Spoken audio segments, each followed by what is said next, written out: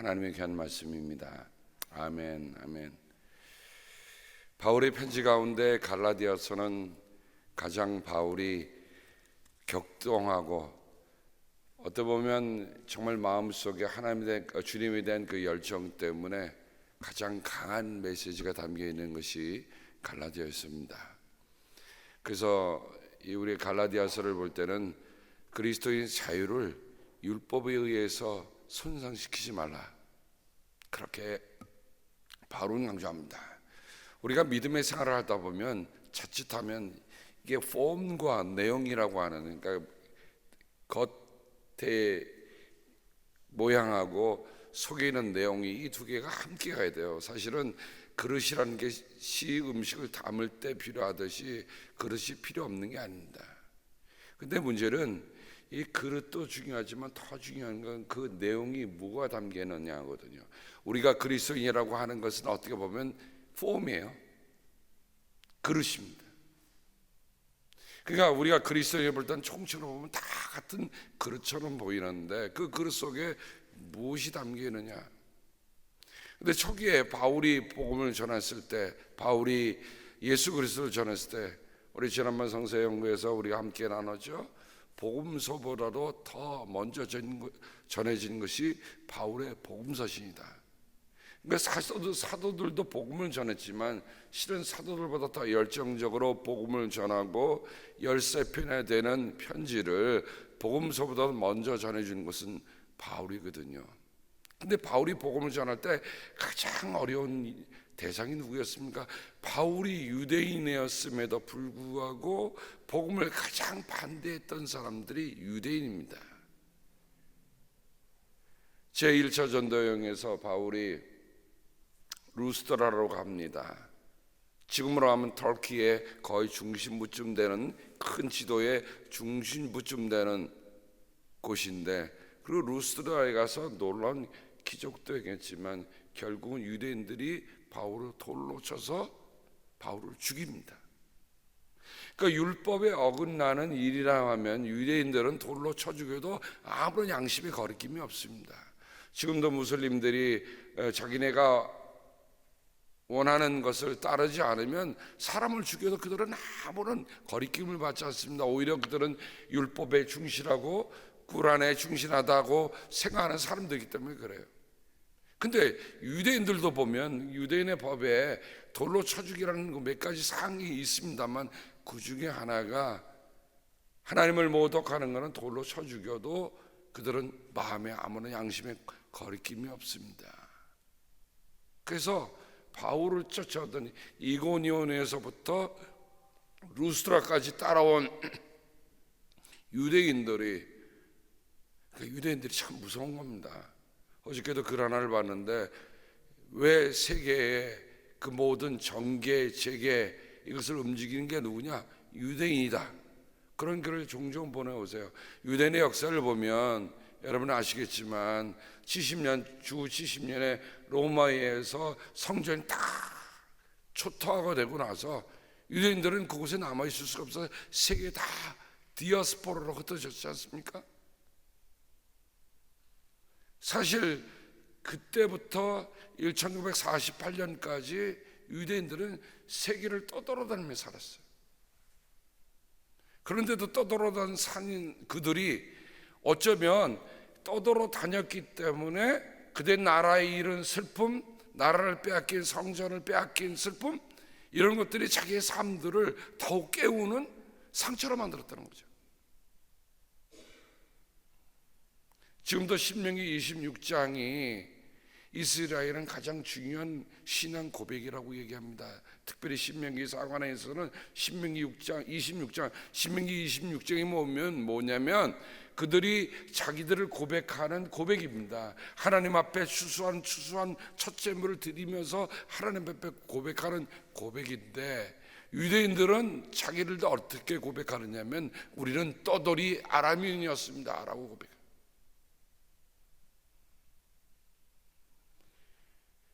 우리 한국인들은 자기의 조상을 가리킬 때 우리는 사대부 집안에 우리의 아버님은 우리 할아버지, 우리 증조 할아버지, 고조 할아버지는 무슨 벼슬을 했고 얘기를 하지만 유대인들은 벼슬 했다는 말을 한 한마디도 없어요. 여러분 생각해보세요. 요셉이 뭘 한 겁니까? 국무총리 대신을 한 거 아닙니까? 다니엘? 맞습니다. 모든 전권을 받은 사람들에도 불구하고 이스라엘 역사 속에서 그들이 고백할 때는 우리 할아버지는 이런 사람이었습니다라는 얘기 하나도 없어요. 무슨 얘기예요? 우리는 떠돌이 아람인이었습니다. 철저한 나그네 의식, 그 철저한 나그네 의식이 철저한 노마드, 유목민을 가리킬 때 우리가 노마드라고 합니다. 노마드라는 말은 뭡니까? 어디에 한 곳에 정착하지 않고 시간이 되면 옮기고 또 시간이 되면 옮겨야 하는 것들을 그들은 알았어요. 어떤 의미에서 보면 우리도 다 함께 노마드입니다. 사란 조국을 떠나왔으니까요. 여러분이 또 여기에 처음부터 라군의 우주에 정착한 게 아니잖아요. 그죠?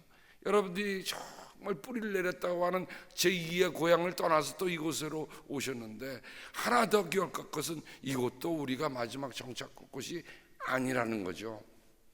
어디입니까? 우리가 가야 할 곳을 알고 가는 것은 중요하다고 말씀드렸어요. 우리가 이곳에 올 때 왔던 것은 우리가 언젠가 이곳이 마지막이라는 생각을 갖고 있으면 이곳이 마지막이 아닙니다. 더 갈 마지막이 있어요. 우리가 그러한 떠돌이 의식, 우리가 그런 노마드라고 하는 의식이 우리에게 살아있는 한 우리의 중요한 겁니다.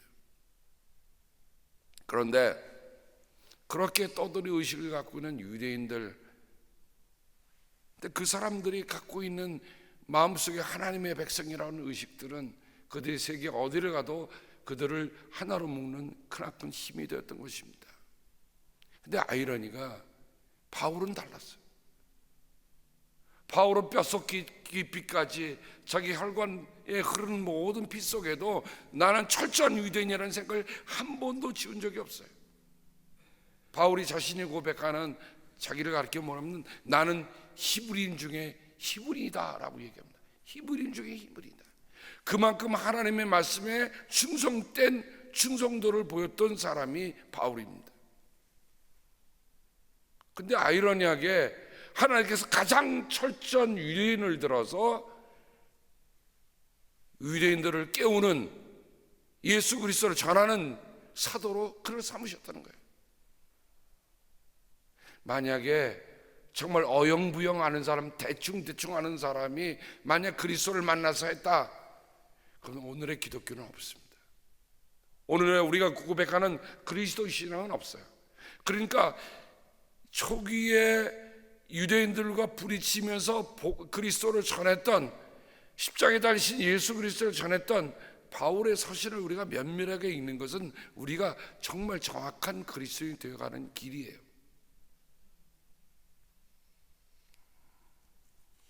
지난 주일에도 우리가 고린도 후서를 통해서 5장을 통해서 우리가 말씀했죠. 내가 몸 안에 있든지 내가 몸 밖에 있든지 어떻게 하든지 나는 그리스도를 기쁘게 해드리는 사람이 되는 것입니다. 바울이 가졌던 소망이 그거였거든요. 오늘 아침에 불렀던 찬송 내 주여 소망되소서, 거기 보면 시편에 이런 말씀이 기록된 것을 13편 25절에 주밖에 누가 내게 있겠습니까? 주밖에 내게 사모함이 없습니다. 그 주님만을 소망으로 삼는 사람의 고백이 이 찬송 속에 담겨 있는데, 바울의 심정 속에, 바울의 마음 삶 속에는 오직 예수 그리스도 외에는 다른 것이 아무도 없는데, 십자가에 달리신 그리스도, 유대인들에게 가장 거리끼는 일이었어요. 어떻게 왕이, 어떻게 메시아가 그렇게 비참하게 죽을 수 있는가?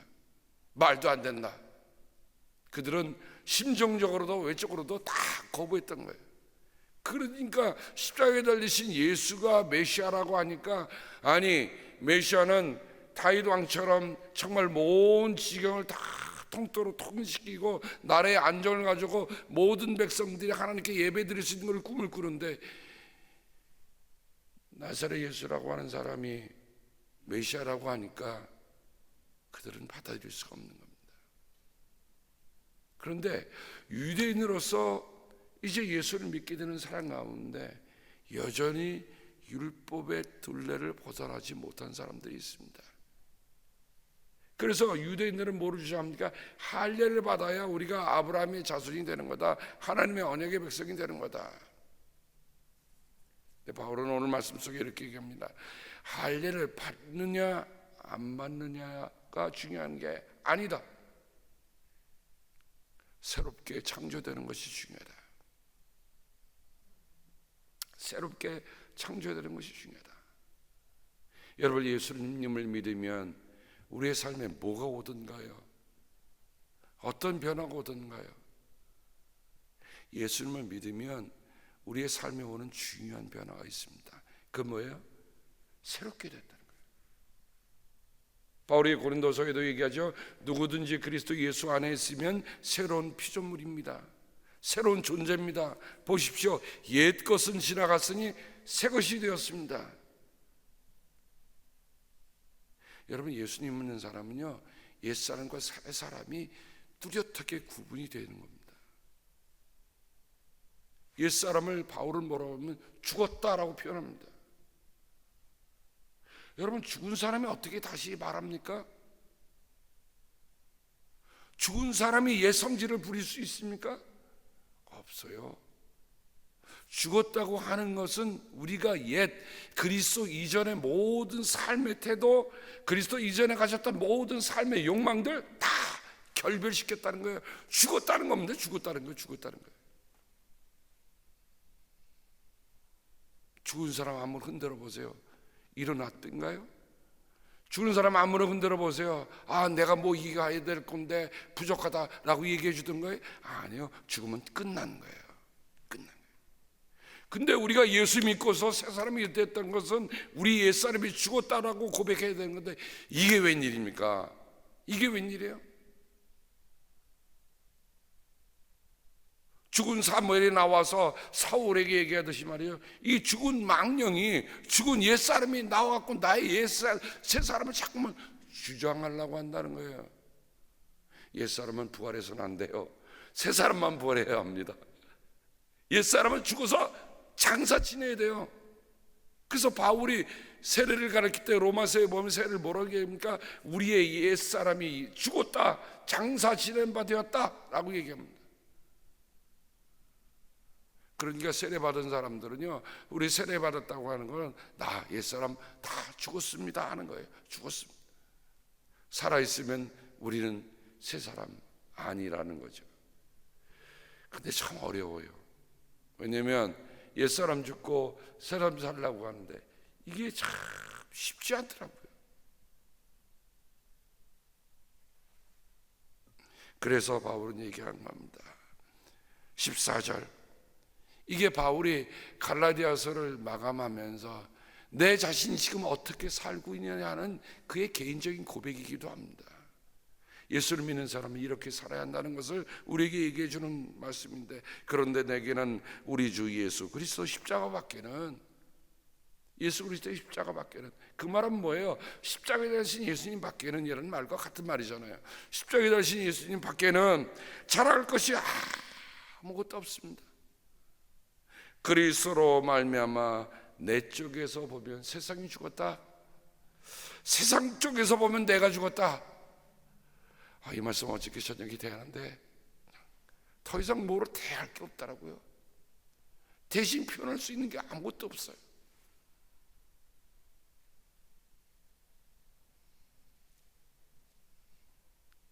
내 쪽에서 보면 그리스도로 말미암아, 그리스도로 말미암아 내 쪽에서 보면 세상이 죽었다. 세상이 죽었다는 말은 뭡니까? 세상이 내게 아무런 영향력을 미칠 수 없다는 겁니다. 세상이 내게 아무런 말도 할 수 없다는 거예요.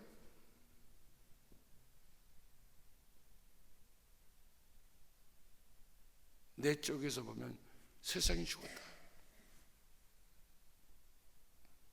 정말 오늘날 그리스도인 가운데 우리가 이렇게 고백할 수 있는 사람들이 많이 늘어나기를 바랍니다. 정말 이래야 될 것 같아요. 그리스도를 믿으면서 세상이 안 죽어서 세상이 하자는 대로 하고 세상이 바라는 대로 하고 세상의 모습대로 교회가 그대로 본을 받으니까 세상을 변화시킬 수 없더란 말이죠.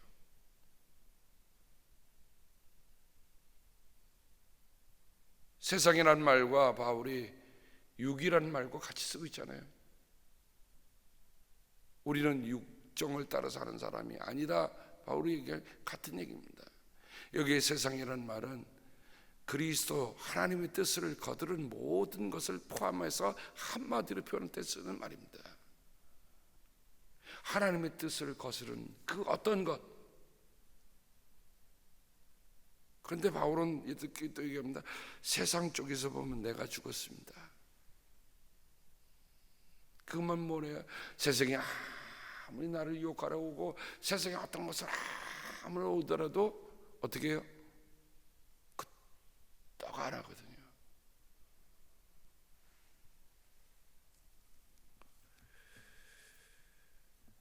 그러면서 바울은 새롭게 창조하는 것이 중요합니다. 그리고 17절 말씀, 이 말이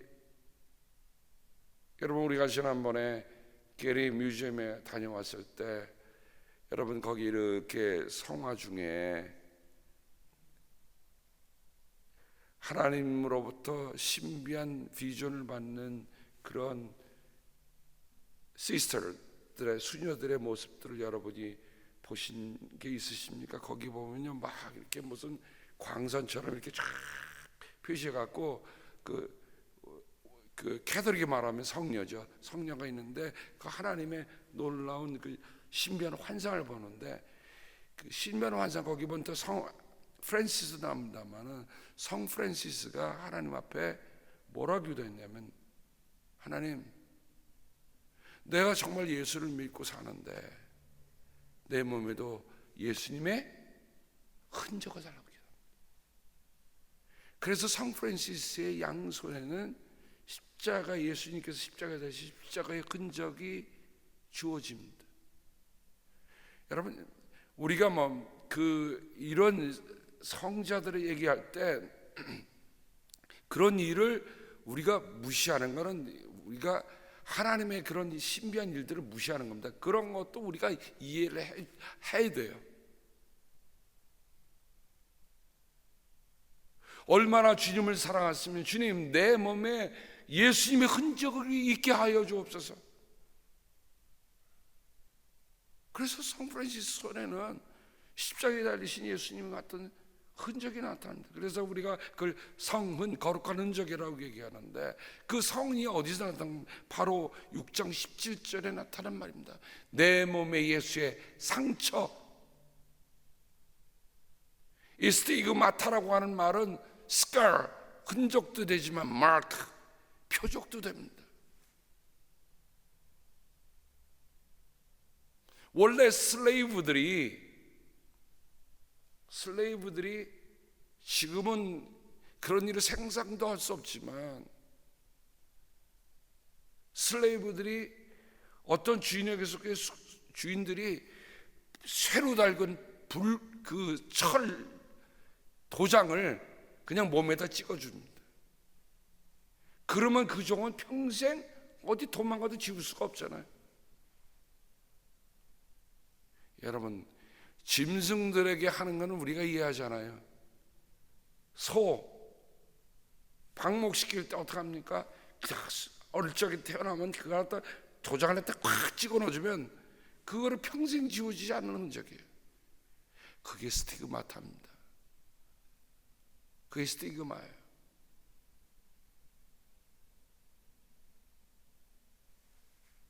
바울은 이 흔적을 갖고 살았습니다.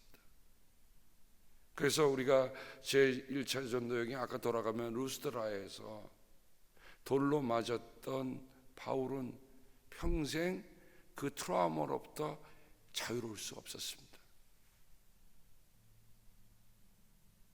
그래서 오늘 말씀해 보면 보십시오, 나는 이렇게 큰 글자로 여러분에게 써버립니다 라고 얘기하는데 바울이 이 편지를 대필시킵니다. 그리고 자기가 보냈다는 것으로 이름만 크게 쓰는 거예요. 이유가 뭐냐면 바울은 그 이후로부터 심각한 뇌상을 받았어요. 의학적으로 얘기하면 그게 두 군데로 온 것 같습니다. 첫 번째는 심각한 눈의 이상입니다. 여러분, 이 뇌상을 받아서 뇌상 중에 어느 부분이 만약에 데미지를 입었다 생각하면 어떻게 하겠어요? 며칠 전에 저랑 함께 섬기는 동료 목사님이 전화가 왔는데, 목사님, 눈 괜찮아요? 여러분, 제가 눈이 이 뇌에 이상이 오면서 눈이 이상이 생겼잖아요. 아마 최근에 오신 분들이나 몇 년 전까지만 해도 여러분 다 모르실 거예요. 제가 이렇게 멋진 눈을 가진 걸 아무도 모르실 겁니다. 근데 제 몸에도 얼마나 저도 트라우마가 생긴 거죠. 그러면서 눈이 점점 한쪽이 풀려갖고 이쪽 눈이 안쪽으로 점점 쏠려갖고, 여러분 사시라고 하잖아요. 옛날에는 뭐라고 놀렸습니까? 죄송합니다. 아침에 사팔뜨기. 왜 한국 사람들은 그렇게 남들이 안 되는 거를 크게 말도 또 험하게 해서 사람들의 상처를 이중으로 주는데, 제가 사팔뜨기가 됐어요. 멀쩡한 사람이. 근데 사팔뜨기 된 거는 괜찮아요. 보이는 게 상이 여러 가지로 보이니까 그다음부터 책을 못 보는 거예요. 운전도 눈 한쪽 눈을 감고 운전한다, 여러분 말씀드렸죠? 왜냐하면 저는 바울이 이 얘기를 할 때 그 아픔이 뭔가를 저는 제 몸으로 아는 거예요. 전 누구에게 맞아서 그런 거 아닙니다, 여러분. 그런데도 불구하고 바울이, 생각해 보세요. 바울이 수술을 받았습니다. 그래서 하나님께 이 가시가 치워달라고. 어련하면 가시라고 얘기합니까? 가시가 치워달라고. 하나님께 세 번이나 간청했는데 주님께서 내 은혜가 내가 충분하다고 그냥 끝으로 맞았어요.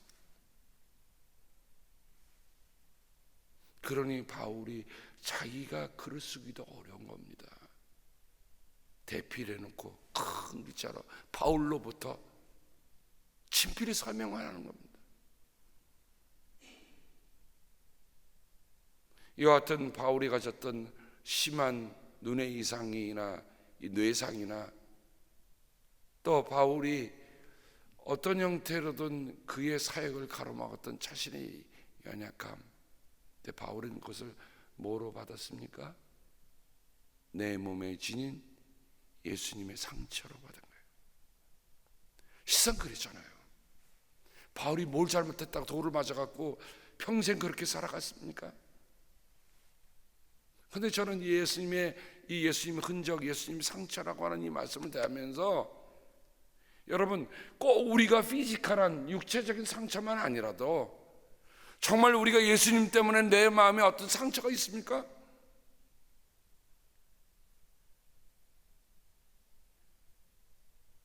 참 우리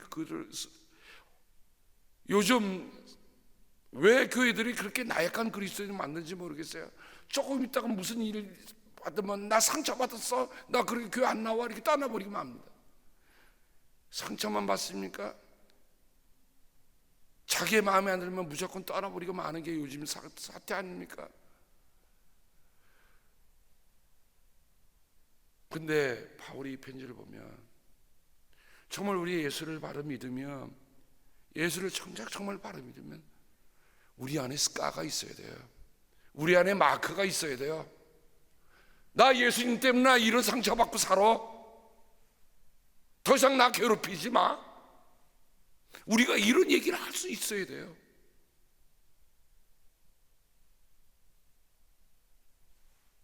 언제까지 세상에 질질 끌려가고, 언제까지 세상이 하자는 대로 하는 그런 사람들이 아니라, 세상에 대해서 나를 보라, 십자가에 달린 예수 그리스도 따르다, 나도 이런 스카, 나도 이런 상처, 나도 이런 예수의 흔적이 있다. 그러니 나를 건드리지 마라. 저는 이런 생각을 합니다. 우리가 예수를 바로 믿고 우리 안에 예수가 상처가 있으면요,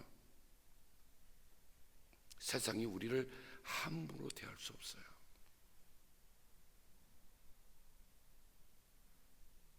저는 제가 예수님 믿는 거에 대한, 그래요, 살아면서 정말 그런 것들이 내 안에 축적이 되어 있잖아요. 내 안에 있어요.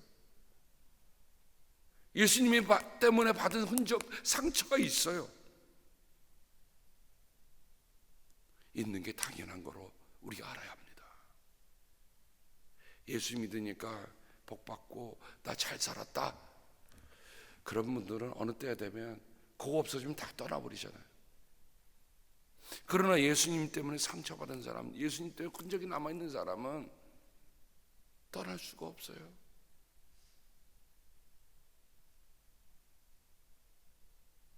오늘 우리가 살아가면서 여전히 예수님 때문에 받은 상처들이 왜 없습니까? 그 상처? 샌드페퍼로 문질러봐서 그게 상처가 없어지나? 그건 단지 육체적인 흔적이 아니기 때문에 그래요. 주님께서 내 마음에 예수님 때문에 받아놓은 그 스카들은, 그 스티그마타들은 결코 지울 수가 없는 겁니다. 이럴 때 나는 내 몸에 예수의 상처를 지니고 다닙니다. 그러므로 아무도 나를 괴롭히지 말라, 우리가 이렇게 얘기할 수 있는 겁니다. 저는 이런 마음으로 우리가 이런 고백 가지고 살아갈 수 있는 성도들 되기를 주님의 이름으로 간절히 당부합니다. 기도하겠습니다. 하나님, 예수님 때문에 받은 은총과 은혜 가운데 예수님 때문에 받은 상처를 볼 수 있는, 그 상처 때문에 세상이 나를 건드릴 수 없는, 세상이 나를 보면 아, 저 사람은 죽었구나, 아무리 나를 흔들어 놔도 끄떡없는 그런 삶의 자세를 갖고 살고자 합니다. 그리하여 내 삶에 그저 주님만 존귀함을 받으시고 주님을 기쁘시게 하는 그런 삶을 살도록 인도하여 주시옵소서. 하나님, 이 새벽에 나와 예수님의 그 상처, 예수님 때문에 받은 그 스카를 부여잡고도 하나님 끝까지 기도하는 주의 사랑하는 성도들을 보살펴 주셔서 이들 때문에 세상이 달라지는, 교회가 달라지는, 사회가 달라지는 그런 은혜를 허락하여 주시옵소서. 선교를 앞두고 하루에 한 번씩 기도하는 일도 내 몸의 상처를 이제 가지고 사는 일들입니다. 예수님 때문에 우리의 몸에, 우리의 마음에 얻을 흔적, 감사하며 살아가는 죄도 되고 빌고 나오고, 하나님이 주신 날 선물이라 알고 선물 주신 그분을 기쁘시게 하기 위하여 우리가 살고자 하오니 함께하여 주시고, 주여, 우리 가운데 몸이 연약한 이들은 몸의 강건함을, 마음이 연약한 이들에게는 담대함을 허락하여 주셔서 우리의 사는 길에 부딪히는 여러 가지 작고 큰 일 가운데서도 여전히 견뎌낼 수 있는 우리 모두가 되게 도와주옵소서. 예수님의 이름으로 감사하며 기도합니다. 아멘.